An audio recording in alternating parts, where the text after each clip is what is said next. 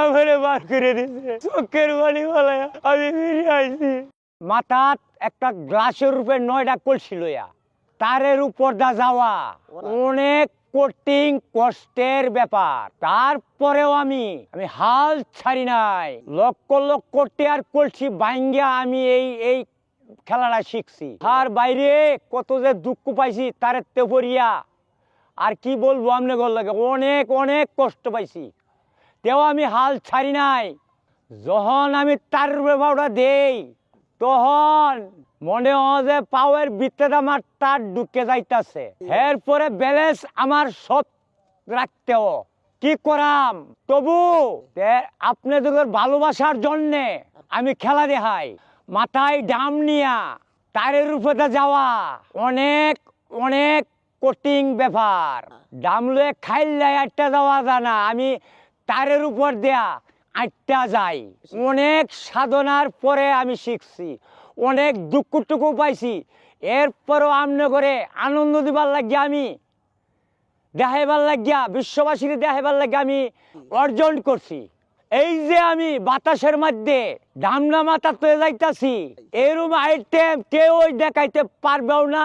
অনেক কঠিন কঠিন ব্যাপার, আমি শুধু ওটা করিয়া দেখাইছি আপনাদের ভালো কন্টেন্ট উপহার দেওয়ার জন্যে। মাথার মধ্যে বাঁশ লইয়া তারের উপরে যাওয়ার ক্ষমতা নাই, রিক্সা দাও যাইবার ক্ষমতা নাই, সাইকেল দা যাওয়ার ক্ষমতা নাই, পুট্টার দা যাওয়ার ক্ষমতা নাই। যদি কেউ যাইতে পারে 100 ভিতরে 100 হাতের ভিতরে বাঁশ লয়ে দুই মাথা লয়ে কেউ সাইকেল দৌড়াইতে পুট্টার দৌড়াইতে কি তারের উপরে আটতে যাইতে পারে, তা আমি 1 লক্ষ টাকা বকশিস দেবো। যাইতে পারে এই পারতে এই পারে যাইতে পারে।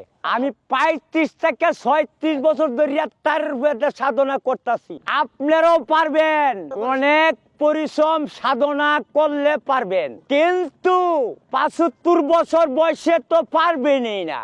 আমি পারতাছি, আমি শুরু করি ব্যায়াম করতেছি, এই কারণে আমি পারতাছি। আমার শরীরে ভোল্টেজ আছে এখনো। বাইরে যখন স্কুলের আশেপাশে খেলা হয়েছে, আমার যন্ত্রপাতিগুলি লইয়া স্কুলে গেছি, খেলাগুলি স্যার করে অনুরোধ করে বলছি আমার খেলাগুলি দেখালির সুযোগ দেন, কিন্তু স্যার গর মন গলে নাই, আমারে বার করে দিছে চোখের বাড়ি বলায় আমি ফিরে আইছি।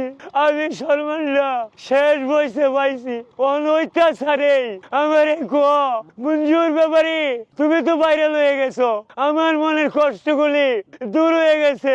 আপনাদের ভালোবাসা পাইয়া আমি সারা জীবনে চ্যাংরা বসে যাই পাই না, এই বুড়া বয়সে গত 1 মাসে আমি সেই টুক পেয়েছি।